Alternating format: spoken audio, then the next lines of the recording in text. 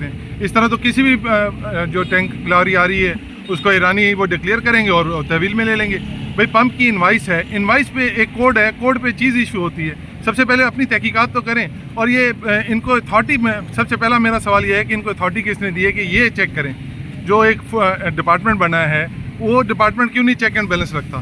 Wait and measurement ہے اور دوسرے ادارے ہیں. پولیس والوں کو اتھارٹی کس نے دی ہے؟ پولیس والے وہ کام کریں. اگر ایرانی چیز آ رہی ہے تو اس کو پکڑیں نا.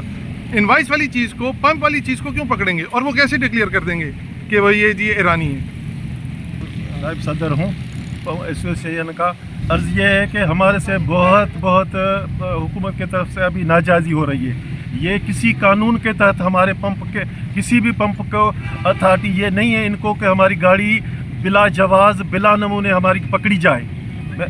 اور اس کو یہ قانون جواز ہماری انوائس ہے. ہم انوائس پہ اپنا تیل منگاتے ہیں. ہم ایرانی نہیں, ہم جائز, ہم خود یہ کہتے ہیں کہ ایرانی تیل نہیں آنا چاہیے.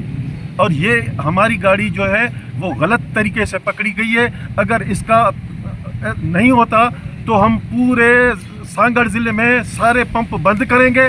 اور ان کو ہم چتا دیتے ہیں کہ یہ حرکتیں پولیس ہمارے پہ یہ حرکتیں بند کرے. وہ ہم نہیں آئیں گے. اور یہ حرکتیں دی تو پورے سانگڑ ضلع میں تیل کا ہم پیا جام کر دیں گے, تیل بند کر دیں گے پمپ. بسم اللہ الرحمن الرحیم. بھائی جان دیکھو, یہ پولیس جو ہمارے کو خام کا تنگ کر رہی ہے. ہمارا مال انوائس پہ آ رہا ہے, ایسے نہیں آ رہا ہے. دیکھو ہمارے پاس ایک کمپنی پی ایس او کی ہے, دوسری کمپنی میں مال نہیں ہے, ہم ادھر سے منگا سکتے ہیں.